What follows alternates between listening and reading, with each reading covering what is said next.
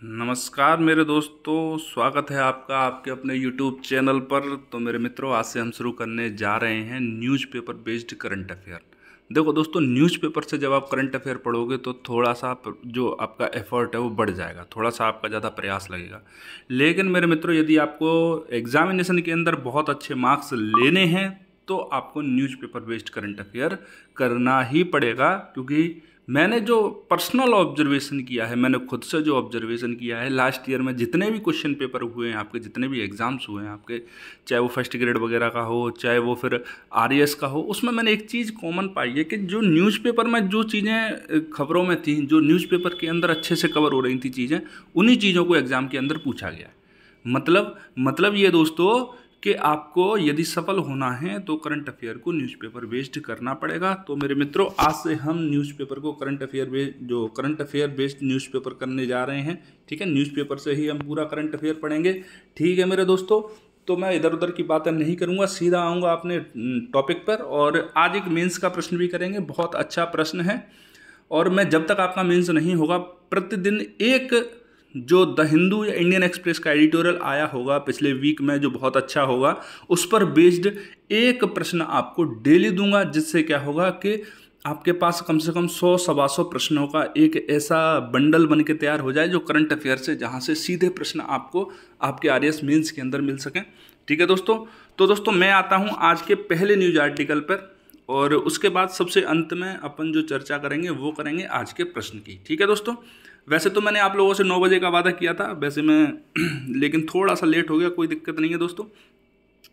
चलो तो अब देर नहीं करेंगे, पहला न्यूज आर्टिकल है दोस्तों, आचार संहिता के उल्लंघन के खिलाफ क्या है, जनता को जागरूक किया जा रहा है। क्या किया जा रहा है मित्रों? जनता को जागरूक किया जा रहा है। ठीक है, तो देखो दोस्तों, आचार संहिता क्या होती है? आचार संहिता कोई विशेष चीज नहीं है। आचार संहिता की सीधी सीधी बात है, जैसे ही किसी भी इलेक्शन का किसी भी जगह पर जब राजस्थान सरकार या भारत सरकार दोनों के निर्वाचन आयोग के द्वारा जब भी किसी इलेक्शन की घोषणा कर दी जाती है, तो उस जगह पर, उस स्थान पर, उस राज्य में, उस जिले में कोई भी नए काम नहीं किए जा सकेंगे। जो भी राजनीतिक पदों पर लोग बैठे हुए हैं वो सरकारी महकमे का इस्तेमाल सिर्फ सरकार के संचालन के लिए करेंगे, पर्सनल किसी भी उपयोग के लिए उसका नहीं कर सकते, ना नई घोषणाएं कर सकते, ना नई चीज़ों के शिलान्यास किए जा सकते। ठीक है दोस्तों, और आचार संहिता में इसके अलावा कुछ नहीं है। तो आज की जो न्यूज़ आई है, पहले हम न्यूज़ को समझते हैं, फिर उसके बाद देखें कि ये करंट अफेयर में आप लोगों के लिए किस प्रकार उपयोगी है। ठीक है, तो देखो दोस्तों, सी विजिल ऐप अब तक 1.35 लाख लोगों ने डाउनलोड किया है और रोजाना 500 शिकायत आ रही है। ठीक है, तो अपने लिए जो इंपॉर्टेंट चीज़ है दोस्तों, वो पूरे में वो क्या है, तो वो है आपकी सी विजिल ऐप। क्या है? C vigil app. C vigil app क्या है दोस्तों? देखो मित्रों, क्या होता था, आचार संहिता का क्या हो जाता था, अनाउंसमेंट हो जाता था कि आचार संहिता आज से आपके इस एरिया के अंदर लगेगी। ठीक है, लेकिन उसके बावजूद भी लोग क्या करते थे, आचार संहिता को मानते ही नहीं थे। भाई आप रात में, दिन में कहाँ कहाँ नज़र रखेगा? भाई सरकार की जो सरकारी महकमा है, जो प्रशासन है, उसकी अपनी सीमाएं हैं। रात में 2 बजे पैसे बट रहे हैं किसी भी एरिया के अंदर, आप लोगों ने अक्सर देखा होगा। तो इसके जो इस इलाज के उपचार के लिए क्या किया प्रशासन ने कि एक एप्लीकेशन बनाई जिसका नाम रखा सी विजिल ऐप। इसके अंदर दोस्तों साधारण शब्दों में अपन समझें तो आपके मोबाइल के अंदर जो एंड्रॉयड बेस्ड जितने भी मोबाइल हैं उनमें एक ऐप डाउनलोड कर लो। जहाँ पर भी आपको गड़बड़ घोटाला लग रहा है उसके या तो फोटो खींच लो या 2 मिनट का वीडियो बना लो और सीधा कहाँ पर, सी विजिल ऐप पर अपलोड कर दो। और इस ऐप पर अपलोड करते ही उस स्थान विशेष की जो लोकेशन है वो खुद से ही, अपने आप से ही कहाँ पहुँच जाएगी, सीधी पहुँच जाएगी आपके प्रशासन के पास। जहाँ पर भी कंट्रोल रूम बना होगा वहाँ पहुँच जाएगी, और इससे क्या होगा, प्रशासन को पता लग जाएगा कहाँ पर गड़बड़ झाला चल रहा है और वहाँ पर तुरंत एक्शन लिया जाएगा। ये है इसका क्रक्स। अब अपन एग्जाम के अकॉर्डिंग देख लेते हैं कि सी विजिल ऐप से अपन से किस तरह से प्रश्न पूछा जा सकता है और अपन को किस तरह से जवाब देना है। ठीक है दोस्तों, तो अपन सी विजिल ऐप के बारे में देख लेते हैं। ठीक है, देखो मेरे मित्रों, सबसे पहली बात तो यह है कि आपसे किसी भी वनडे एग्जाम के अंदर पूछा जा सकता है कि सी विजिल ऐप निम्नलिखित में से किसके द्वारा लॉन्च की गई है? राजस्थान सरकार, भारत सरकार, उत्तर प्रदेश सरकार, इस तरह से आपसे पूछ लिया जाएगा। तो सी विजिल ऐप किसके द्वारा की गई है? तो भारत सरकार के चुनाव आयोग के द्वारा, या फिर बोले तो जो भारतीय चुनाव आयोग है उसके द्वारा इसको लॉन्च किया गया है। ठीक है, अब इस एप्लीकेशन के बारे में जान लेते हैं। यह उपयोगकर्ता अनुकूल, मतलब बहुत ईजी वे में आप इसको यूज कर सकते हो। इसके लिए किसी रॉकेट साइंस की ज़रूरत नहीं है, बहुत ऐसी चीज़ों की ज़रूरत नहीं है जिनसे आप दिक्कत हो आपको, मतलब आपको विशेष योग्यता की ज़रूरत नहीं है। बहुत साधारण सी चीज़ें हैं और उनको इस्तेमाल करके, उनका यूज करके ही आप इसको यूज कर सकते हो। सीधी सीधी बातें पूछी जाएंगी। यह एंड्रॉयड बेस्ड एप्लीकेशन है। ठीक है, मतलब आपके जितने भी एंड्रॉयड मोबाइल हैं, और आजकल ज़्यादातर जो मोबाइल यूज हो रहे हैं, आजकल ज़्यादातर जो मोबाइल चल रहे हैं वो एंड्रॉयड बेस्ड ही हैं। ठीक है दोस्तों, इसका जो उपयोग है वो उपचुनाव, विधानसभा के चुनाव, संसदीय चुनाव, मतलब सीधी सीधी बात है जहां पर भी आचार संहिता लागू हो चुकी है उस जगह पर इसका इस्तेमाल किया जा सकता है। ठीक है, ऐप की विशेषता क्या है दोस्तों? तो यह ऐप क्या करेगी, जो ऑटो लोकेशन कैप्चर है वो इसके अंदर ऑलरेडी इंस्टॉल्ड है। मतलब जैसे ही आप किसी जगह पर मतलब फ़ोटो खींचोगे या फिर वीडियो बनाओगे तो उस वीडियो के अंदर, उस फोटो के अंदर ऑलरेडी उसकी जो लोकेशन है वो एप्लीकेशन के द्वारा ही उसके अंदर ऐड कर दी जाएगी। आप जब भी इस चीज़ को अपलोड करोगे एप्लीकेशन पर तो आपको अलग से वहाँ पर लोकेशन वगैरह मेंशन करने की, लोकेशन वगैरह डालने की ज़रूरत नहीं पड़ेगी। एप्लीकेशन उस चीज़ को खुद से ही उसके अंदर डाल देगी और कहाँ पहुँचा देगी, आपके कंट्रोल रूम के अंदर। ठीक है दोस्तों, और दोस्तों ये जो एप्लीकेशन है उसका जो यूज है वो उस राज्य की भौगोलिक सीमा के अंदर ही किया जा सकता है जहां पर जो आचार संहिता है वहां पर ही इसका यूज किया जा सकता है। आचार संहिता जहां पर लागू कर दी गई, जहां पर इलेक्शन होने वाले हैं, केवल उसी जगह पर इसका इस्तेमाल किया जा सकता है। ऐसा नहीं है कि आप कहीं पे भी बैठे हो, अभी मान लो आप जाके जम्मू कश्मीर पहुंच गए, वहाँ कोई इलेक्शन नहीं है, आप वहाँ से सी विजिल ऐप पर फोटो अपलोड कर रहे हो कुछ भी खींच के या वीडियो अपलोड कर रहे हो, तो वो नहीं लेगी, उसको ब्लॉक कर देगी। क्योंकि जैसे ही लोकेशन उसके अंदर एंटर होगी कि भाई कहाँ की लोकेशन है ये, कि लोकेशन आ रही है जम्मू कश्मीर की, सर जम्मू कश्मीर की लोकेशन आ रही है, तो इसका मतलब ये है वहाँ कोई इलेक्शन नहीं है, कोई मन चला है जो मजे ले रहा है। ठीक है, तो उसको वो एक्सेप्ट नहीं करेगी। इसीलिए तो इसके अंदर ऑटो कैप्चर डाला गया है। जैसे जो ऑटो लोकेशन है वो फोटो के अंदर खुद से आ जाएगी। ठीक है दोस्तों, तो उम्मीद करता हूँ सी विजिल ऐप के बारे में आपको पता लग गया होगा। यदि प्रीलिम्स में पूछा जाए तो प्रीलिम्स में यहाँ से प्रश्न बनते हैं कि किसके द्वारा लॉन्च की गई है, इसका उपयोग क्या है और इसका यूज कहाँ पर किया जा सकता है। 3 प्रश्न बनते हैं प्रीलिम्स के लिए, या फिर बात करें तो किसी भी वनडे एग्जाम के लिए। दोस्तों जब भी मैं प्रीलिम्स बोलूँ, मेरी आदत है प्रीलिम्स बोलने की, तो आप ऑब्जेक्टिव टाइप क्वेश्चन पेपर, चाहे वो रीट पटवार किसी का भी हो, देखो करंट अफेयर सभी में आता है। ठीक है दोस्तों, और मेंस के लिए तो आप इसको लिख के पूछ सकते हैं कि सी विजिल ऐप क्या है और ये किस तरह से काम करती है। 50 शब्दों में आपसे कोई भी पूछ सकता है। ठीक है दोस्तों, अब चलते अपन थोड़ा सा और आगे वाली न्यूज़ देखते हैं क्या आई है। तो दोस्तों पहले हम न्यूज़ के बारे में देखेंगे। देखो दोस्तों, रक्षा मंत्रालय की एक पहल है। रक्षा मंत्रालय केंद्र सरकार, ठीक है, राज्यों का तो कोई रक्षा मंत्रालय होता ही नहीं है। सेना सरकारी योजनाओं का प्रचार करेगी, देश के 9 शहरों में बनेंगे सेल्फी पॉइंट। देखो दोस्तों, वैसे तो इस चीज़ का आप इस्तेमाल कर सकते हो आपके मेंस आंसर राइटिंग में, जहाँ पर के जैसे कि आपसे रक्षा के संबंध में कोई प्रश्न पूछा जाता है, या फिर आपसे इलेक्शन के संबंध में कोई प्रश्न पूछा जाता है, सामाजिक संरचना के बारे में कोई प्रश्न पूछा जाता है कि सरकारी योजनाओं के प्रचार प्रसार में सेनाओं की भागीदारी कहाँ तक उचित है। आपसे इस तरह से प्रश्न पूछा जा सकता है। आपसे इंटरव्यू में पूछ सकते हैं इस चीज़ को उठाकर कि भारत सरकार ने एक नया ऐप लॉन्च किया है या एक नई जो योजना है वो लॉन्च की है, सेल्फी पॉइंट बनाएंगे, और कौन बनाएगा, सेना है, वो सरकारी योजनाओं का प्रचार प्रसार करेगी। ये कहाँ तक सही है। ठीक है, जैसे मुफ्त की रेवड़ियों के बारे में आ चुका है प्रश्न, यूपीएससी के बारे में तो पूछा जा चुका है, जो मुफ्त की रेवड़ियाँ बढ़ती हैं इलेक्शन के समय पर, तो इंटरव्यू में अक्सर पूछते हैं और आरएस के इंटरव्यू में भी आपसे पूछा जा सकता है। ठीक है दोस्तों, तो मैंने सिर्फ इसको इसीलिए ऐड किया है क्योंकि इसके अंदर 2 जो चीज़ें हैं वो बहुत इंपॉर्टेंट है, एक तो डीआरडीओ और एक बीआरओ। ठीक है, तो पहले तो अपन न्यूज़ को समझते हैं कि न्यूज़ क्या है, जिससे आपकी समझ विकसित हो, और उसके बाद अपन समझेंगे कि आपके एग्जाम के लिए इसके अंदर क्या इंपॉर्टेंट है। ठीक है, तो देखो दोस्तों, जो भारत सरकार उसने क्या किया है, केंद्र सरकार ने जो भी फ्लैगशिप योजनाएं हैं केंद्र सरकार की, देखो जैसे नारी सशक्तिकरण से संबंधित उज्ज्वला, आत्मनिर्भर और सक्षम भारत, जनता को बीच ले जाने के लिए इस चीज़ को क्या किया है। देखो दोस्तों, सेना से जनता को बहुत लगाव है, सेना से जनता को बहुत लगाव है, और जब किसी चीज़ को सेना जनता के बीच में लेके जाएगी तो जनता पर ऑब्वियसली वो प्रभाव पड़ेगा। जो सेना बोल देगी जनता उस चीज़ को मान लेती है, क्योंकि सेना में कोई किंतु परंतु जनता कभी करती नहीं है। राजनीतिक कुछ लोगों की बात अलग है, अदरवाइज सेना पर लोग आंख मीच के भरोसा करते हैं। तो केंद्र सरकार ने क्या सोचा कि भाई अपनी जो योजनाएं हैं उनको सेना के माध्यम से उनका प्रचार प्रसार करो। जब सेना के माध्यम से होगा तो लोग उसको एकदम सत्य मानेंगे, सवाल नहीं करेंगे, कोई किंतु परंतु नहीं करेंगे।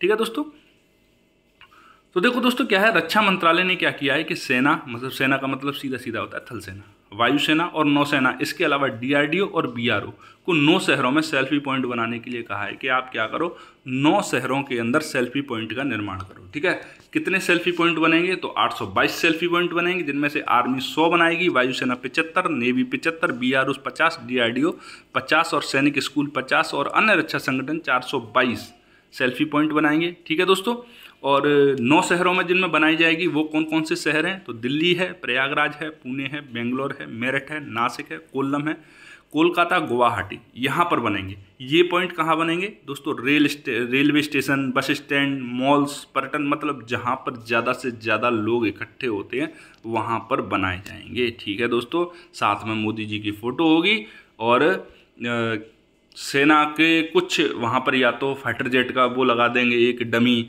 या फिर कुछ पुतले लगा देंगे थल सेना के, या टैंक वगैरह के डमी इकट्ठे खड़े कर देंगे। तो इससे ऐसा लगेगा उसमें आर्मी की, नौसेना की, उस सब की इन्वॉल्वमेंट बढ़ाएंगे किसके अंदर, जो योजनाएं हैं उनके प्रचार प्रसार के अंदर। ठीक है दोस्तों, तो देखो पर्सनली तो ये मुझे स्टैंड बिल्कुल ठीक नहीं लगा, बाकी आप लोगों का पता नहीं, मुझे देख लेना अपने अपने हिसाब से। अब अपन करते हैं एग्जामिनेशन की बात कि अपने एग्जामिनेशन में किस तरह से प्रश्न आएगा। आपको न्यूज़ के बारे में जानकारी मिल गई। ठीक है दोस्तों, तो देखो दोस्तों यहाँ से किन शहरों में लगेगा, किन शहरों का चयन हुआ है, कोई नहीं पूछेगा आपसे, कोई भी नहीं पूछेगा। यहाँ से प्रश्न बनेगा सिर्फ 2 जगहों से। कौन सी जगह से, या तो डीआरडीओ से या बीआरओ से, क्योंकि डीआरडीओ और बीआरओ बहुत महत्वपूर्ण संगठन है और अक्सर हमारे आरपीएससी के जितने भी एग्जाम होते हैं उनके चहेते विषय बने रहते हैं। ठीक है दोस्तों, तो अपन डीआरडीओ और बीआरओ के बारे में जान लेते हैं डिटेल में। ठीक, तो देखो मेरे मित्रों, डीआरडीओ क्या है। डीआरडीओ का नाम है दोस्तों रक्षा अनुसंधान विकास संगठन, मतलब हमारे रक्षा के क्षेत्र में अनुसंधान करो और रक्षा के क्षेत्र के अंदर विकास करो, उसके लिए एक संगठन बना दिया गया है। ठीक है, इसका हेडक्वार्टर क्या है दोस्तों, तो हेडक्वार्टर इसका नई दिल्ली में। इसकी स्थापना कब हुई थी मित्रों, तो इसकी स्थापना हुई थी 1958 में, 1958 के अंदर। रक्षा विज्ञान संगठन, इसके साथ साथ भारतीय सेना के तकनीकी विकास प्रतिष्ठान तथा तकनीकी विकास और उत्पादन निदेशालय, इनके संयोजन, मतलब 3 संस्थाओं को मिलाया गया था। उसके बाद डीआरडीओ की स्थापना की गई थी। मतलब रक्षा विज्ञान, भारतीय सेना के लिए तकनीकी विकास और उत्पादन निदेशालय, इन तीनों चीज़ों को, मतलब इन 3 डिपार्टमेंट के काम अब एक ही डिपार्टमेंट करेगा, एक ही जगह पर इनके काम किए जाएंगे, क्योंकि ये जो चीज़ें थी तीनों, वो अलग अलग नहीं थी, वो एक ही चीज़ थी कहीं ना कहीं। तो इसके लिए इन तीनों को मिलाकर एक डिपार्टमेंट बना दिया गया, उसका नाम रखा गया डीआरडीओ। ठीक है मेरे मित्रों, तो देखो दोस्तों डीआरडीओ जो है अपना वो रक्षा मंत्रालय, ठीक है, इसका रक्षा अनुसंधान विकास विंग है। ये रक्षा मंत्रालय का एक विंग है, रक्षा मंत्रालय का एक विभाग रक्षा मंत्रालय के अंतर्गत आता है, सीधी सीधी बात है ये। ठीक है, इसका लक्ष्य क्या है, भारत को अत्याधुनिक रक्षा प्रौद्योगिकियों से सशक्त बनाना। ठीक है, अत्याधुनिक रक्षा प्रौद्योगिकियों से सशक्त कैसे बनाएगा, तो भैया नए नए R&D करो, नए नए हथियार बनाओ। ठीक है, तो कौन कौन से प्रमुख हथियार बनाए हैं वर्तमान में और पास्ट में डीआरडीओ ने, उनकी अपन एक बार चर्चा करेंगे यहाँ पर, क्योंकि कई बार वहाँ से भी प्रश्न पूछे जा चुके हैं। ठीक है दोस्तों, तो डीआरडीओ वर्तमान में 50 प्रयोगशालाओं का समूह है। हमारे पूरे देश के अंदर अलग अलग जगहों पर इसकी लगभग 50 या उससे अधिक प्रयोगशालाएं फैली हुई हैं, जो रक्षा प्रौद्योगिकी के विभिन्न क्षेत्रों जैसे वैमानिकी, शस्त्र, इलेक्ट्रॉनिक्स, लड़ाकू विमान, इंजीनियरिंग, इंस्ट्रूमेंटेशन, मिसाइलें, उन्नत कंप्यूटिंग और सिमुलेशन, विशेष सामग्री, नौसेना प्रणाली, लाइफ साइंस, प्रशिक्षण और सूचना प्रणाली तथा कृषि के क्षेत्र में कार्य कर रहा है। 50 अलग अलग इसकी प्रयोगशालाएं हैं, उनमें ये काम चल रहे हैं। ठीक है दोस्तों, तो अपन देख लेते हैं हम डीआरडीओ के विभिन्न जो उसके प्रमुख कार्यक्रम हैं वो क्या क्या हैं, क्या क्या रहे हैं, उसको अपन एक बार देख लेते हैं। तो दोस्तों IGMDP प्रोग्राम पहला है, integrated guided missile development programme. इसके अंदर जो मिसाइलें बनी आप सबको पता है, 1983 में शुरू हुआ था, अब्दुल कलाम जी के नेतृत्व में शुरू हुआ था। ठीक है मेरे मित्रों, और विभाग कौन सा था, डीआरडीओ था अपना। ठीक है, और मिसाइलें कौन सी बनाई गई थी, PATNA पटना। ठीक है, अब अपन देख लेते हैं इन मिसाइलों के बारे में। तो दोस्तों जो IGMDP मतलब integrated guided missile development programme था दोस्तों, इसके अंदर 5 मिसाइलें बनाई गई। पहली थी पृथ्वी, ये सतह से सतह पर मार करने वाली कम दूरी की बैलिस्टिक मिसाइल है, कम दूरी के लिए बनाई गई, ठीक है। और सतह से सतह, देखो नाम है पृथ्वी, पृथ्वी का मतलब ये है सतह, इसके नाम से समझोगे तो याद रहेगा हमेशा। अब देखो अग्नि, अग्नि को आप जलाओगे हमेशा सतह पर ही जलेगी अग्नि, लेकिन उठेगी लपटे कहाँ, ऊपर की तरफ। तो अग्नि क्या है दोस्तों, ये भी सतह से सतह पर ही मारने वाली है, क्योंकि आग को आप आसमान में हवा में नहीं जला सकते हो, पानी के अंदर नहीं जला सकते हो, इसको कहाँ जलाओगे, सतह पर। तो ये भी सतह से सतह के लिए। त्रिशूल सतह से आकाश में, सतह से आकाश में, ये भी बैलिस्टिक मिसाइल है। देखो जो प्रोग्राम था IGMDP आपका, उसके अंदर जो सारी मिसाइलें बनाई थी वो बैलिस्टिक मिसाइल से थी सारी की सारी। बैलिस्टिक का मतलब क्या होता है मेरे मित्रों, मैं आपको बता देता हूँ थोड़ा सा। देखो ये मान लो आपकी सतह है, ठीक है, तो यहाँ से कोई बैलिस्टिक कोई मिसाइल छोड़ी गई, ठीक है, तो बैलिस्टिक मिसाइल हमेशा एक परपथ में जाके काम करेगी। ये इस तरह से जो मिसाइलें जाती हैं वो होती है बैलिस्टिक मिसाइल, और इस तरह से जो मिसाइल जाती है सीधी रेखा में वो होती है आपकी क्रूज मिसाइल। कौन सी मिसाइलें होती हैं, वो आपकी क्रूज मिसाइल। अब चलते हैं अपन फिर से अपने टॉपिक की तरफ, ठीक है दोस्तों।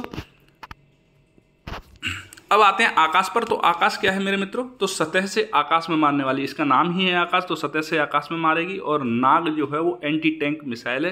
नाग का प्रश्न कई बार पूछा जा चुका है कि निम्नलिखित में से नाग क्या है, ballistic missile, cruise missile, anti tank ballistic missile, या निम्नलिखित में से कोई नहीं। तो इस तरह से आपसे पूछा जा चुका है। तो इन 5 मिसाइल जो IGMDP प्रोग्राम के अंदर जो 5 मिसाइल हैं वो कहाँ से कहाँ तक मार करने वाली हैं, सतह से हवा में, हवा से सतह में, ठीक है। उनको आप याद रख लेना, प्रीलिम्स में कई बार पूछे जा चुके हैं प्रश्न। अब हाल ही के विकास कौन कौन से हैं, DRDO के द्वारा किए गए, ठीक है। तो पहला विकास है दोस्तों extreme cold weather clothing system. एक क्लोथिंग सिस्टम बनाया जा रहा है जो हमारे सियाचिन जो ग्लेशियर्स के ऊपर हमारे जवान तैनात हैं उन लोगों के लिए। दूसरा है इसका प्रलय, हाल ही में बनाए गए हैं ये इसके द्वारा, ठीक है, इसीलिए और ज़्यादा इंपॉर्टेंट हो जाते हैं। पूछ लिया जाएगा कि हाल ही में DRDO द्वारा निम्नलिखित में से किसको विकसित किया गया है, इनमें से कोई और दे देंगे, ठीक है, 4 चीज़ लिख देंगे, पहली, दूसरी, तीसरी, चौथी, कौन सा सही है। तो 4 और 5 चीज़ों को आप याद कर लो। तो extreme cold weather clothing system बनाया गया है इसके द्वारा। प्रलय बनाई गई है, ये कम दूरी की बैलिस्टिक मिसाइल है। कंट्रोल्ड एरिया डिलीवरी सिस्टम बनाया गया है, ठीक है, कंट्रोल्ड एरियल डिलीवरी सिस्टम को बनाया गया है। Pinaka extended range multi launch rocket system, इसको अभी हमने अर्मेनिया को क्या किया है, एक्सपोर्ट किया है, ठीक है, जिसके चलते अजरबैजान ने हमें धमकी भी दी थी कि अगर भारत ऐसा करेगा तो ठीक नहीं होगा। तुर्की ने भी आंखें दिखाई थी, लेकिन कौन सुनता है इनकी 2-2 कौड़ी के लोगों की, ठीक है दोस्तों। और DRDO ने क्या किया है कि पिनाका की एक्सटेंडेड रेंज, मतलब पहले जो थी उससे उसकी रेंज को आगे बढ़ा दी के एक नए तरीके का मतलब है वही चीज़, लेकिन उसकी रेंज को बढ़ा दिया गया है। पिनाका मल्टीवैरल रॉकेट लॉन्चिंग सिस्टम है अपना, ठीक है।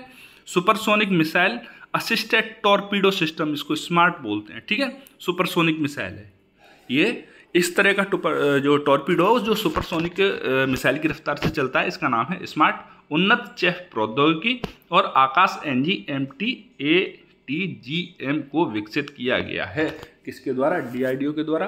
तो दोस्तों उम्मीद करता हूं कि DRDO आपकी समझ में ठीक ठाक से आ गया होगा। अब बात करते हैं BRO की। आपको लिखने की कोई ज़रूरत नहीं है, आपको PDF मिल जाएगी टेलीग्राम चैनल पर। टेलीग्राम चैनल को मैं आपको बता दूंगा अभी, ठीक है। तो दोस्तों अब बात कर लेते हैं BRO की। तो BRO की स्थापना की गई थी 7 मार्च 1960 को, 7 मई 1960 को, ठीक है। 7 मई 1960 को क्या किया गया था, BRO की स्थापना की गई थी। मंत्रालय कौन सा इसका, तो रक्षा मंत्रालय के अंतर्गत आता है ये। इसका कार्य क्या है दोस्तों, तो BRO का मतलब है दोस्तों बॉर्डर रोड ऑर्गेनाइजेशन, ठीक है, क्या है, बॉर्डर रोड ऑर्गेनाइजेशन, मतलब आपके सीमा, जितने भी सीमावर्ती जो इलाके हैं उनमें उनके अंदर सड़क का निर्माण कौन करता है, BRO। जितनी भी टनल हैं, सुरंगें हैं, जम्मू कश्मीर वगैरह पास वगैरह के अंदर, ये इनका निर्माण कौन करता है, आपका BRO। हमारे पड़ोसी देश हैं वहाँ तक सड़कों को कौन लेके जाता है, BRO, ठीक है। NHAI नहीं लेके जाता, वहाँ पर लेके जाता है BRO, बॉर्डर रोड ऑर्गेनाइजेशन, ठीक है। तो इसका कार्य क्या है मेरे मित्रों, तो सीमा सड़क संगठन भारत के सीमा क्षेत्रों में सड़कों के निर्माण और रखरखाव का कार्य करता है। और इसके अलावा ये भूटान, म्यांमार, अफगानिस्तान आदि मित्र देशों में भी क्या करता है, सड़कों का निर्माण करता है। तो दोस्तों उम्मीद करता हूँ ये न्यूज और इससे संबंधित जो करंट अफेयर था वो आपकी समझ में ठीक ठाक से आ गया होगा। अब चलते हैं दोस्तों अगले न्यूज आर्टिकल के डिस्कशन पे। तो देखो दोस्तों ये जो है वो आपके प्रीलिम्स के अकॉर्डिंग बहुत अच्छी न्यूज़ है। केरल का कोल्लम, जहां पर घर में संविधान की प्रस्तावना, हर घर के अंदर संविधान की प्रस्तावना। पहला संविधान साक्षर जिला, देश का पहला संविधान साक्षर जिला कौन सा है? कोल्लम जिला, केरल का। अब संविधान साक्षर क्या होता है उस चीज को मित्रों एक बार देख लो, ठीक है। वैसे भी कुछ दिन पहले बहुत डिमांड उठी थी कि भाई संविधान की जो प्रस्तावना है, संविधान के जो मौलिक कर्तव्य हैं, मौलिक अधिकार हैं, वो हर व्यक्ति को पता होने चाहिए, ठीक है। चाहे आप उनको सार्वजनिक जगहों पर पेंट करवा दो, बसों के अंदर पेंट करवा दो, बहुत सारे और दूसरे तरीके हैं। तो उस तरह की चीज़ों का, जैसे कि थिएटर के अंदर मूवी देखने जाओ तो सबसे पहले संविधान की प्रस्तावना होनी चाहिए कि हम भारत के लोग, भारत को संपूर्ण प्रभुत्व संपन्न इस तरह से होनी चाहिए, जिससे लोगों को पता लगे कि उनके अधिकार क्या हैं और उनके कर्तव्य क्या हैं, ठीक है दोस्तों। और ये सही इनिशिएटिव भी था, ऐसी कोई बात नहीं है, संविधान के बारे में सबको पता होना चाहिए। तो दोस्तों देश का पहला जो संविधान साक्षर जिला बना है वो बना है केरल का कोल्लम, ठीक है। अब मेरे मित्रों एक चीज़ देख लो आगे, संविधान साक्षर जिला क्या होता है ये देखो। देखो दोस्तों, केरल का एक जिला ऐसा है जहां पर नागरिक को संविधान के प्रमुख बिंदु पता है। मतलब यह है संविधान साक्षर होने का मतलब है कि ऐसा व्यक्ति जिसको संविधान के प्रमुख बिंदुओं के बारे में नॉलेज है, प्रमुख बिंदुओं के बारे में जानकारी है, संविधान में कितने भाग हैं, कितनी अनुसूची हैं, कितने अनुच्छेद हैं, प्रस्तावना क्या कहती है, मौलिक अधिकार क्या हैं हमारे, मौलिक कर्तव्य क्या हैं हमारे, डीपीएसपी क्या है हमारे, राष्ट्रपति क्या होता है। तो ये प्रमुख चीज़ों के बारे में जिनको पता है वो क्या है, संवैधानिक रूप से साक्षर है, संविधान साक्षर है, ठीक है। तो दोस्तों इस जिले का नाम जो है वो क्या है, कोल्लम है। यहाँ 10 वर्ष से ऊपर के हर बच्चे को संविधान का मूल ज्ञान है। 2 साल पहले केरल के नागरिकों को संविधान साक्षर बनाने के लिए शुरू किया एक शैक्षण अभियान जो शुरू किया गया, उसका नाम था सिटीजन प्रोग्राम। किस नाम से शुरू किया गया था? सिटीजन प्रोग्राम के नाम से। तो सिटीजन प्रोग्राम निम्नलिखित में से किस राज्य के द्वारा शुरू किया गया प्रोग्राम है? एक प्रश्न ये बन सकता है। दूसरा प्रश्न बन सकता है कि सिटीजन प्रोग्राम का निम्नलिखित में से क्या उद्देश्य है, ठीक है। तो 2 प्रश्न यहाँ से बन सकते हैं। तीसरा है संविधान साक्षर होने का क्या अर्थ है, ठीक है। चौथा प्रश्न बन सकता है यहाँ से कि भारत का पहला जिला कौन सा है जो संवैधानिक रूप से साक्षर है। तो संवैधानिक साक्षर जिला कौन सा है मेरे मित्रों? तो केरल का कोल्लम जिला है, वो संवैधानिक साक्षर जिला है, ठीक है मेरे मित्रों। तो यहाँ से आपको न्यूज और आपका करंट अफेयर क्या है वो दोनों ही चीज़ें पता लग गई होंगी, ठीक है। अब चलते हैं अगले न्यूज आर्टिकल की तरफ। तो दोस्तों कोटा के दीपक ऑपरेशन अजय में 197 यात्रियों को लेकर आए हैं। ये कोटा के कौन है? दीपक मीणा जी हैं। दीपक मीणा जी देखो बड़े बड़े अक्षरों में देख लो, दीपक मीणा जी हैं। ये केंद्र सरकार ने एक अभियान शुरू किया है ऑपरेशन अजय, ठीक है। ऑपरेशन अजय किससे संबंधित है? इजराइल फिलिस्तीन जो विवाद चल रहा है, इजराइल हमास विवाद जो चल रहा है, बेसिकली इजराइल फिलिस्तीन तो पीछे छोड़िए उसको, इजराइल और हमास का जो विवाद चल रहा है, ठीक है। उस विवाद के बीच में जो भारतीय इजराइल के अंदर फंस गए थे उनको लाने के लिए भारत सरकार के द्वारा ऑपरेशन अजय चलाया गया है। और उसमें जो हमारे दीपक मीणा जी हैं, कोटा के रहने वाले हैं, पायलट हैं, वो अपना योगदान दे रहे हैं। तो आपसे प्रश्न पूछा जा सकता है किसी भी छोटे एग्जाम के अंदर कि ऑपरेशन अजय में भाग लेने वाले भारतीय कौन, राजस्थान के व्यक्ति कौन से, राजस्थान के पायलट कौन थे? तो वो हैं दीपक मीणा जी। बस इतनी सी चीज़ यहाँ पर इम्पोर्टेंट है, ठीक है। अब चलते हैं अगले न्यूज आर्टिकल के डिस्कशन पर दोस्तों। तो अगला न्यूज आर्टिकल है अपना, गगनयान की पहली परीक्षण उड़ान 21 को ऐसी 4 टेस्ट फ्लाइट होंगी, ठीक है। पहले तो अपन चीज़ समझ लेते हैं, न्यूज को समझ लेते हैं, उसके बाद अपन चलेंगे जो करंट अफेयर है अपना उसके ऊपर। इससे आपकी समझ भी विकसित होगी और करंट अफेयर भी आपके दिमाग में अच्छे समय तक, ज़्यादा समय तक ठहर पाएगा, ठीक है। तो दोस्तों गगनयान की पहली परीक्षण उड़ान 21 तारीख को जो है वो उड़ेगी। 4 टेस्ट फ्लाइट होंगी। देखो मेरे मित्रों, हमारे जो एस सोमनाथ जी हैं इसरो चीफ, उनका नाम क्या है? एस सोमनाथ, ठीक है। एस सोमनाथ जी ने कहा है कि हम गगनयान जो भेजने वाले हैं उससे पहले हम क्या करेंगे? फ्लाइट टेस्ट करेंगे। फ्लाइट में हम देखेंगे कि टेक ऑफ किस तरह से हो रहा है। अंतरिक्ष में 300 से 400 किलोमीटर ऊंचाई पर जाने के बाद हम क्रू मेंबर्स को सुरक्षित किस तरह से ज़मीन पर लेके आ पाएंगे। उनको बंगाल की खाड़ी में पैराशूट के माध्यम से उतारा जाएगा। फिर जो भी उनका जो क्रू मेंबर्स है उनको सुरक्षित रूप से किस तरह से बंगाली खाड़ी से निकाल के हम बाहर लेके आएंगे। तो इस तरह से 4-5 टेस्ट फ्लाइट होंगी, ठीक है दोस्तों। तो मेरे मित्रों पहले आप न्यूज़ को देख लो कि इसरो के बहुप्रतीक्षित गगनयान मिशन की पहली उड़ान जो है वो 21 अक्टूबर को है, ठीक है।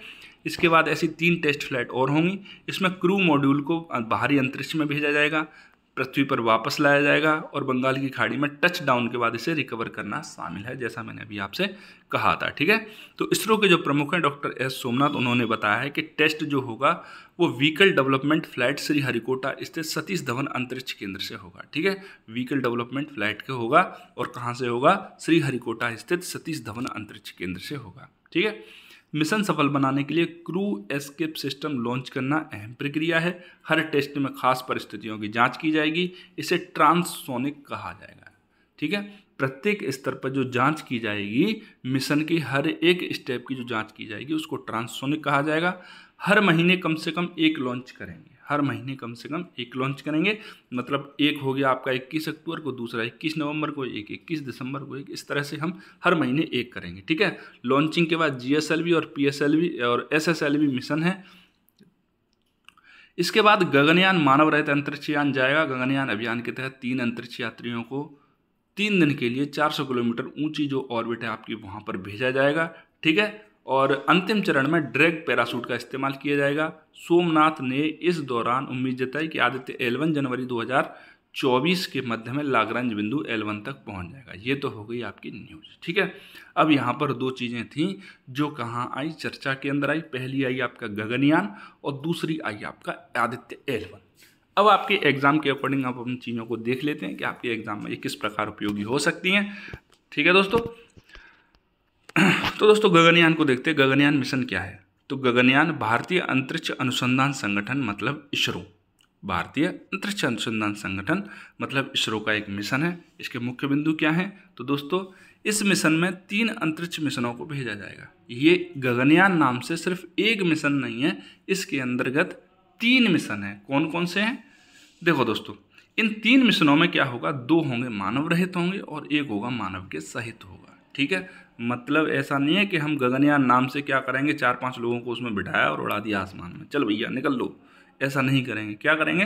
पहले हम खाली भेजेंगे, भाई जाओ। जैसे मेट्रो का जब टेस्ट होता है तो उसमें जो सवारियां होती हैं उनकी जगह पर बजरी से भरे हुए कट्टे रख दिए जाते हैं। ठीक है, जिससे कि और फिर उसका परीक्षण होता है अलग अलग स्पीड पे, 20 की स्पीड पे, 30 की स्पीड पे, 40 की स्पीड पे, 80 की स्पीड पे, 150 की स्पीड पे, इस तरह से उसका परीक्षण होता है। ठीक है दोस्तों, तो इसी तरह से क्या है, 2 पहले खाली भेजेंगे हम, पहले भेज दिया फिर उसको रिकवर करेंगे, फिर दूसरा भेजेंगे फिर उसको रिकवर करेंगे। जब हमें तसल्ली हो जाए कि हाँ भाई अब काम बन चुका है, अब हमारा जो क्रू मेंबर है वो सुरक्षित है, तो क्या करेंगे, फिर हम तीसरी बार में लोगों को बिठाएंगे, सवारियों को बिठा के पहुँचा देंगे, जाओ भाई अंतरिक्ष की सैर करके आओ बिना किराए के। ठीक है, देखो दोस्तों, मानव अंतरिक्ष उड़ान कार्यक्रम जिसे ऑर्बिटल मॉड्यूल कहा जाता है, इसमें क्या होगा, एक महिला सहित 3 अंतरिक्ष यात्री होंगे। अभी न्यूज़पेपर की कटिंग में आपने देख लिया था। ठीक है, एक महिला सहित कितने होंगे? 3 होंगे। यह मिशन 5 से 7 दिनों के लिए पृथ्वी की 300 से 400 किलोमीटर की ऊंचाई तक भेजा जाएगा इनको। ठीक है मेरे मित्रों, मतलब 300 से 400 किलोमीटर पर कौन सी कक्षा होती है? तो निम्न भूस्थितिक कक्षा के अंदर भेजा जाएगा। इसके अंदर पेलोड क्या क्या होंगे? तो क्रू मॉड्यूल होगा। क्रू मॉड्यूल के अंदर क्या होगा? मानव बैठे होंगे, मनुष्य बैठे होंगे ले जाने के लिए। और दूसरा सर्विस मॉड्यूल होगा। सर्विस मॉड्यूल के अंदर क्या होगा? सर्विस मॉड्यूल वो होगा जिसके अंदर सेवा दी जाएगी, जिसके माध्यम से, तो इसमें 2 तरल प्रणोदक इंजनों द्वारा संचालित किया जाएगा सर्विस मॉड्यूल को। और इसके अंदर आपातकालीन निकास और आपातकालीन मिशन व्यवस्था से लैस होगा। मतलब यदि कोई आफत आ जाती है 300 से 400 किलोमीटर की ऊंचाई पर, तो कोई दिक्कत वाली बात नहीं है, आराम से उतर के आ सकते हैं। ठीक है दोस्तों, और गगनयान के प्रमोशन के लिए GSLV Mk3 का प्रयोग किया जाएगा। बहुत इंपॉर्टेंट है कि गगनयान में निम्नलिखित में से किस रॉकेट का प्रयोग किया जाएगा? तो किसका किया जाएगा? GSLV Mk3 का प्रयोग किया जाएगा। ठीक है दोस्तों, प्रशिक्षण किसके द्वारा दिया जा रहा है? तो रूस सरकार के स्वामित्व वाली एक कंपनी है, उसका नाम है ग्लावकोस्मोस। ठीक है, क्या है? ग्लावकोस्मोस। तो आपसे प्रीलिम्स के अंदर या किसी भी वनडे एग्जाम के अंदर सीधा सीधा पूछा जा सकता है कि गगनयान के यात्रियों को किस कंपनी के द्वारा प्रशिक्षण दिया गया है? तो ग्लावकोस्मोस के द्वारा। किस देश के द्वारा दिया गया है? तो रूस के द्वारा। ठीक है, किस रॉकेट के द्वारा ये उड़ान भरी? तो GSLV Mk3 के द्वारा। ठीक है, कितने पेलोड इसके अंदर शामिल हैं? तो 2, एक क्रू मॉड्यूल और सर्विस मॉड्यूल। ठीक है, कितने ऊंचाई तक गगनयान में जो यात्री हैं उनको कितने अंतरिक्ष में कितनी ऊंचाई तक भेजा जा रहा है? तो 300 से 400 किलोमीटर। मतलब जो निम्न भूस्थितिक कक्षा है, उसके जो निम्न भू कक्षा है उसके अंदर भेजा जा रहा है। ठीक है दोस्तों, और कितने मिशन बटे हुए हैं इसके अंदर? तो 3 अंतरिक्ष मिशन है, इनमें से 2 मानव रहित और 1 मानव सहित है। ठीक है दोस्तों, अब बात कर लेते हैं आदित्य L1 के बारे में। गगनयान के बारे में आपको पता लग गया, 3 चरणों में भेजा जाएगा। पहले 2 चरण के अंदर मानव खाली होगा, विमान मानव रहित होगा, और अंतिम चरण के अंदर मानव सहित होगा। अब बात कर लेते हैं दोस्तों आदित्य L1 की। ठीक है, तो दोस्तों आदित्य L1 क्या है? इसरो का पहला सौर मिशन है। क्या है? इसरो का पहला सौर मिशन, सूरज की तरफ जाने वाला, इसरो के द्वारा भेजा जाने वाला पहला PSLV C-57 रॉकेट के द्वारा प्रशिक्षण, इसका जो प्रक्षेपण है वो किया जाएगा। ठीक है, देखो जो रॉकेट है उनके नाम याद रख लिया करो दोस्तों, अक्सर पूछ लेते हैं, क्योंकि अंतरिक्ष के अंदर इतने मिशन नहीं जाते कि आप रॉकेटों के नाम याद नहीं कर पाओ। उपग्रहों की बात अलग है कि कोई सा उपग्रह किससे भेजा, कौन सा उपग्रह किससे भेजा। उपग्रह बहुत जाते हैं, लेकिन जब कोई मिशन लॉन्च किया जाता है, जैसे चंद्रयान है, आदित्य L1 है, और आपका ये जो गगनयान है, तो इस तरह के मिशन बहुत कम होते हैं, ना के बराबर। पूरे साल के अंदर कोई 1 या 2 या 3 मिशन होंगे। आप उनके रॉकेटों के नाम याद कर लिया करो, क्योंकि अक्सर रॉकेटों के नाम आपसे पूछ लेते हैं। ठीक है, तो 1.5 मिलियन किलोमीटर की दूरी से सूर्य का अध्ययन करेगा। किससे? 1.5 मिलियन किलोमीटर की दूरी से क्या करेगा? सूर्य का ये अध्ययन करेगा। ठीक है दोस्तों, और जो अंतरिक्ष यान है उसको सूर्य और पृथ्वी के मध्य में एक बिंदु होगा, लैग्रेंजियन बिंदु 1। ठीक है, इसके जो है वो प्रभामंडल कक्षा के अंदर, मतलब इसका जो प्रभाव है आदित्य L1 मतलब जो है लैग्रेंजियन एक पॉइंट होता है, वहाँ पर इसको स्थापित किया जाएगा। और L1 बिंदु तक पहुँचने में हमें लगभग 125 दिन का समय लगेगा। 125 दिन बाद हम कहाँ पहुँच जाएंगे? तो L1 बिंदु पर पहुँच जाएंगे। इसका उद्देश्य क्या है दोस्तों? इसका उद्देश्य है सूर्य का जो कोरोना है, प्रभामंडल है, क्रोमोस्फीयर है, पवन है सौर की, जहाँ वहाँ पर सूरज के ऊपर भी दोस्तों बहुत तूफान आते हैं, केवल धरती पे ही नहीं आते, तूफान सूर्य के ऊपर भी आते हैं। और सूर्य के ऊपर जब तूफान आते हैं ना, तो आपके धरती की, हमारी धरती की नेटवर्क सेवाएं बिगड़ जाती हैं, इतना भयानक तूफान होता है सूर्य के ऊपर। ठीक है दोस्तों, तो उन सब का क्या करना है? हमें अध्ययन करना है, सूर्य के विकिरण का अध्ययन करना है, ऊष्मा का अध्ययन करना है, सूर्य के जो कण के प्रवाह हैं उनका अध्ययन करना है, चुंबकीय क्षेत्र सहित सूर्य के व्यवहार और वे पृथ्वी को किस तरह से प्रभावित करते हैं, इसके संबंध में गहरी समझ को क्या करना है? हासिल करना है। ठीक है दोस्तों, देखो दोस्तों अब बात कर लेते हैं लैग्रेंज पॉइंट्स के बारे में। हमने बात करी L1 पॉइंट के बारे में। किसके बारे में? L1 पॉइंट के बारे में। जब हमने L1 पॉइंट की बात करी तो आपकी समझ में एक बात आई होगी, सर यदि L1 है तो L2 भी होगा, नहीं तो हम सीधा L बोल देते, लैग्रेंजियन पॉइंट मतलब L। ठीक है, अपने लैग्रेंज पॉइंट को L1 क्यों कहा? क्योंकि इसके अलावा भी कई सारे पॉइंट हैं मित्रों, L1 है, L2 है, L3 है, L4 है, L5 है। तो जब L1 को अपन देख लेते हैं, L1 कौन सी जगह पर स्थित है, L2 कौन सी जगह पर, इन सारे के सारे पॉइंट को अपन देख लेते हैं। ठीक है दोस्तों, तो पहले अपन लैग्रेंज पॉइंट को समझ लेते हैं, फिर मैं आपको एक छोटा सा फोटो दिखाऊंगा, उसमें आप देख लेना कि कौन से पॉइंट कहाँ हैं, जिससे आपकी अच्छी से समझ विकसित हो पाए। तो अंतरिक्ष में वे स्थान जहाँ पर सूर्य और पृथ्वी जैसे बड़े पिंड, केवल सूर्य और पृथ्वी ही नहीं, सूर्य और पृथ्वी जैसे कई बड़े पिंड, मान लो सूर्य है, ठीक है, तो सूर्य और बुध के बीच में भी एक ऐसा पॉइंट होगा जहां पर गुरुत्वाकर्षण दोनों का क्या होता होगा? मैच करता होगा, शून्य होता होगा या बहुत कम हो जाता होगा। इसी तरह से पृथ्वी और मंगल के बीच में एक ऐसा पॉइंट होगा जहां पर गुरुत्वाकर्षण है वो एकदम संतुलित हो जाता होगा। तो जहां पर भी गुरुत्वाकर्षण संतुलित हो जाता है उस पॉइंट को बोलते हैं मेरे मित्रों लैग्रेंज पॉइंट। ठीक है दोस्तों, तो दो पिंडों के मध्य में जब भी, दो क्षुद्र ग्रहों के बीच में भी हो सकता है ये, और आपके मंगल और बृहस्पति के बीच में भी पॉइंट हो सकता है, और होगा ही होगा। जब भी दो बड़े पिंड होंगे जिनका अपना अपना गुरुत्वाकर्षण होगा, तो उनके बीच में दोस्तों एक ना एक लैग्रेंजियन पॉइंट नाम की एक जगह जरूर होगी। ठीक है दोस्तों, तो अब दोस्तों लैग्रेंजियन पॉइंट परिभाषा आपकी समझ में आ गई होगी। तो अब मैं सबसे पहले आपको वो फोटो दिखाता हूँ जो आपकी समझ विकसित करेगा। हाँ तो दोस्तों देखो, अभी मैं आपसे कह रहा था कई तरह के लैग्रेंजियन पॉइंट होते हैं। देखो ये है हमारी पृथ्वी, छोटी सी, क्या है? पृथ्वी। अब ये है सूरज, जो बीच में चमचमाता हुआ आपको दिख रहा है वो है सूरज। अब देखो पृथ्वी और सूरज के बीच में कौन सा पॉइंट है? L1 point. हम कहाँ पर मिशन भेज रहे हैं? L1 पॉइंट पे, मतलब घर से निकलते ही कुछ दूर चलते ही रुक जाएगा ये। ठीक है, जरूर ये सूर्य के एकदम पास नहीं जाएगा, जितना पृथ्वी के पास है यदि उतना सूर्य के पास पहुंच गया तो भाई साहब के पता नहीं चलेंगे, भाप बन जाएंगे। ठीक है, तो हम L1 पॉइंट पे भेज रहे हैं आदित्य को। कौन सी जगह भेज रहे हैं? L1 पॉइंट पे। ठीक है, अब देखो पृथ्वी के जस्ट पीछे L2 है। ये L2 वाला जो पॉइंट है वो पृथ्वी और मंगल के बीच में जो है लैग्रेंजियन पॉइंट है वो है। ठीक है दोस्तों, सूर्य के जस्ट पीछे L3 है, और पृथ्वी और सूर्य से एक समबाहु त्रिभुज बनाता है ऊपर की तरफ, वो है L4, और नीचे की तरफ बनाता है वो है L5। अब ये पांचों के पांचों जो L1, L2, L3, L4, L5 हैं, ये पॉइंट क्या हैं, इनके क्या इस्तेमाल हैं, क्या यूज हैं, उनको आप एक बार देख लो। मैं आपको बताता हूं कि ये कैसे काम करते हैं, ठीक है। चलो दोस्तों, तो बात कर लेते हैं आदित्य L1 की। L1 पॉइंट क्या है, तो L1 है सौर अवलोकन के लिए लैग्रेंज बिंदुओं को सबसे महत्वपूर्ण माना गया है, और L1 के आसपास प्रभामंडल कक्षा में रखा गया उपग्रह सूर्य का बिना किसी ग्रहण के। मतलब यह है, जब आदित्य L1 अपना L1 कक्षा के अंदर पहुंच जाएगा तो वहां से उसको बिना किसी इंटरप्ट, कोई दिक्कत नहीं आएगी बीच में, ना तो सूर्य ग्रहण की दिक्कत आएगी क्योंकि चंद्रमा पीछे रह जाएगा, ठीक है। सूर्य ग्रहण क्यों होता है, क्योंकि चंद्रमा बीच में आ जाता है पृथ्वी और सूर्य के, ठीक है। तो चंद्रमा कहाँ रह जाएगा, पीछे रह जाएगा, और L1 कहाँ निकल जाएगा, आगे निकल जाएगा।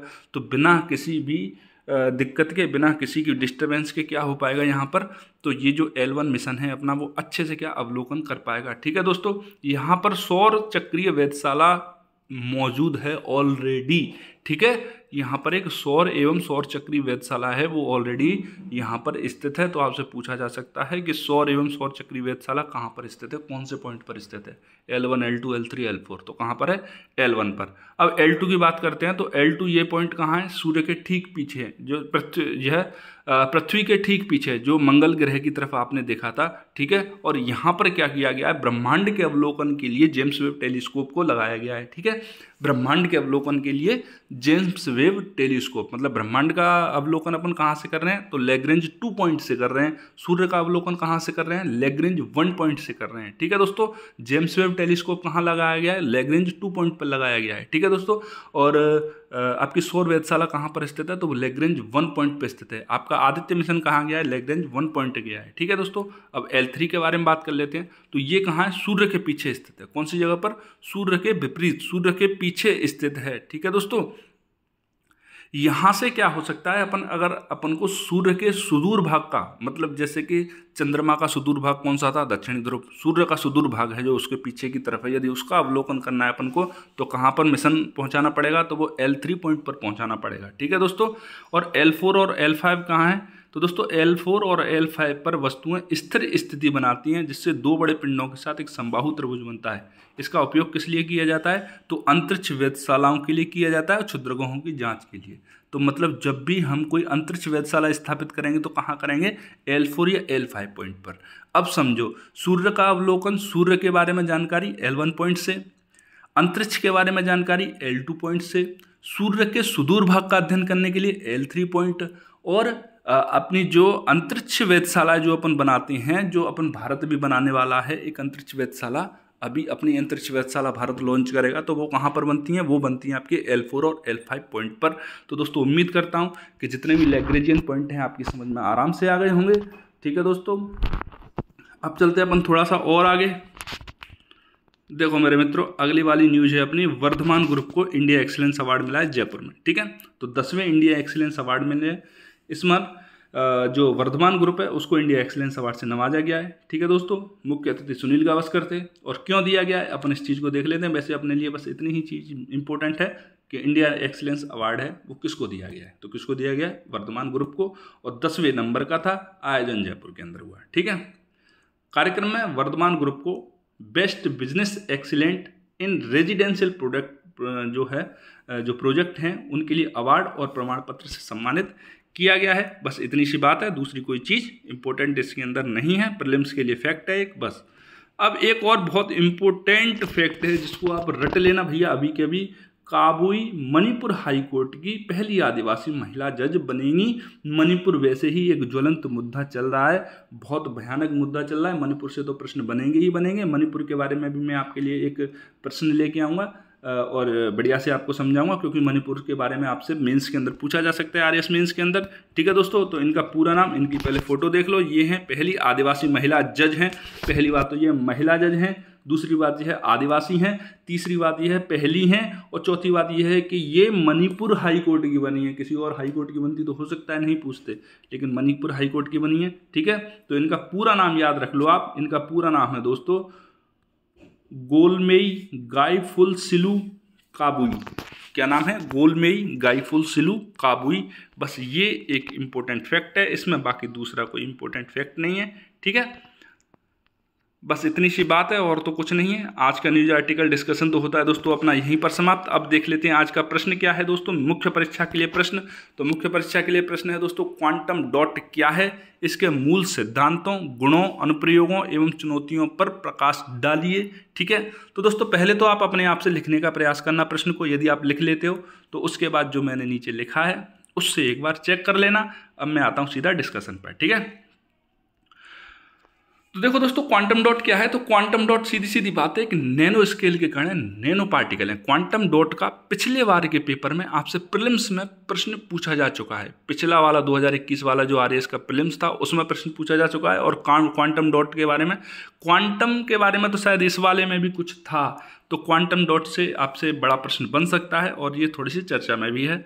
ठीक है दोस्तों, इसका आमतौर पर जो आकार होता है वो 1 से 100 नैनोमीटर के बीच में होता है। जो अर्धचालक सामग्री के बने होते हैं उन्हें कृत्रिम परमाणु भी कहा जाता है। कृत्रिम परमाणु किसे कहते हैं, क्वांटम डॉट को। ठीक है, इसके प्रमुख सिद्धांत आपको इसी तरह से पहले एक इंट्रोडक्शन लिखना है, एक इंट्रोडक्टरी पार्ट जरूर लिखना है। बिना इंट्रोडक्शन के मजा नहीं आता है। बिना इंट्रोडक्शन के आप सीधा बताने लग जाओगे तो आपके उतने अच्छे प्रभाव भी नहीं पड़ेगा एग्जामिनर के ऊपर। ठीक है, तो क्वांटम डॉट के प्रमुख सिद्धांत और गुण क्या हैं। तो एक व्यापक अवशोषण स्पेक्ट्रम, तरंग दैर्ध्य की एक विस्तृत स्पेक्ट्रम को अवशोषित कर सकता है।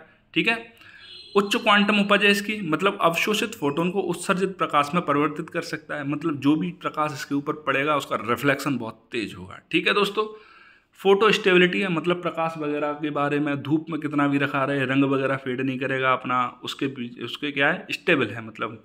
ठीक है, उससे धूप वगैरह से खराब भी नहीं होगा। हाई रिजोल्यूशन रंगों का उत्सर्जन करता है, डिस्प्ले में सुधार कर सकता है। मतलब जो आप आज टेलीविज़न देख रहे हो वो HD आ रही हैं, HQ आ रही हैं, उससे भी ज़्यादा रिजोल्यूशन आ सकता है। 4K, 5K, 10K, जाने कितनी कितनी K तो आने लग गई हैं। ठीक है, इसके अंदर लेकिन और भी ज़्यादा K बढ़ सकते हैं यदि उसके अंदर क्वांटम डॉट का यूज होने लग जाए तो। ठीक है, जैव अनुकूलता है और क्या है, इलेक्ट्रॉन ट्रैपिंग की क्षमता है इसके अंदर, इलेक्ट्रॉन को ये ट्रैप कर सकता है। ठीक है, इसके अनुप्रयोग क्या क्या हैं दोस्तों। तो अनुप्रयोग हैं इसके, इनको प्रकाश उत्सर्जक diode LED, light emitting diode में इस्तेमाल किया जा सकता है। और जो आपके हेडलैम्प वगैरह होते हैं बाइक्स वगैरह के, गाड़ियों के, उनमें प्रकाश के और भी ज़्यादा तेज किया जा सकता है बिना दूसरे की आंखों में चुभे हुए। ठीक है, फोटो डिटेक्टर। ठीक है, फोटो डिटेक्टर का मतलब होता है मेरे मित्रों, जो भी प्रकाश है, प्रकाश की तरंगों के प्रति ये क्या होता है, बहुत ज़्यादा सेंसिटिव होता है, उनको आराम से डिटेक्ट कर सकता है।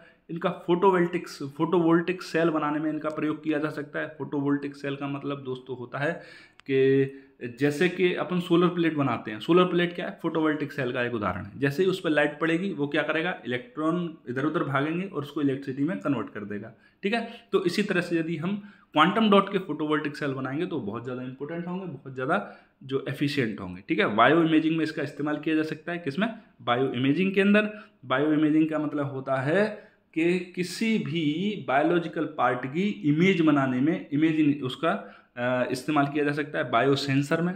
ठीक है, और क्वांटम कंप्यूटिंग का मतलब है मेरे मित्रों, अभी जो अपन कंप्यूटर्स का इस्तेमाल कर रहे हैं उनसे कई गुना ज़्यादा तेज क्वांटम कंप्यूटिंग बनने वाली है। और जब तक क्वांटम कंप्यूटिंग आधारित हम सुपर कंप्यूटर नहीं बनाएंगे और जो ब्रह्मांड है उसके नए नए चीज़ों को एक्सप्लोर नहीं कर पाएंगे। ठीक है, तो क्वांटम कंप्यूटिंग होने से एक्सप्लोरेशन की क्षमता बढ़ जाएगी। ठीक है, चुनौतियां क्या क्या हैं दोस्तों। तो ये विषाक्त है, इसके अंदर कैडमियम और सीसा जैसे जहरीले तत्व होते हैं जो प्रकृति को नुकसान पहुंचाते हैं। इनका पर्यावरणीय प्रभाव भी बहुत खराब होता है। उच्च कुशलता की आवश्यकता होती है। भाई ठीक है, नैनो पार्टिकल पे जब आप काम करोगे तो आपकी कुशलता कितनी हाई चाहिए, तो इसके लिए वर्क फोर्स को तैयार करना भी एक बड़ा टास्क है। ठीक है, स्थिरता, जैसे कुछ QD होते हैं, क्वांटम डॉट्स जो होते हैं, कुछ शर्तों जैसे गर्मी, प्रकाश, ऑक्सीजन या इन चीज़ों की उपस्थिति में क्या होते हैं, ये अस्थिर हो जाते हैं। ठीक है, तो उनके प्रदर्शन और विश्वसनीयता को खराब कर सकते हैं। ठीक है, या तो ऑक्सीजन की कमी में अस्थिर हो जाएंगे, मतलब उनसे क्रिया प्रतिक्रिया करके बहुत ज़्यादा सेंसिटिव होते हैं, तो क्रिया प्रतिक्रिया करके नई नई चीज़ें खुद से बनाने लगेंगे। ठीक है मेरे मित्रों, तो दोस्तों आज का न्यूज आर्टिकल डिस्कशन होता है अपना यहीं पर समाप्त। वीडियो हम ज़्यादा बड़ा नहीं करेंगे, कोशिश तो हमने यही करी है कि वीडियो छोटा रहे जिससे आपको कोई प्रॉब्लम नहीं हो, कोई दिक्कत नहीं आए। ठीक है दोस्तों, तो मेरे मित्रों अब आपसे मिलते हैं नए वीडियो में नए न्यूज आर्टिकल के डिस्कशन के साथ में। तब तक के लिए जय हिंद, जय भारत।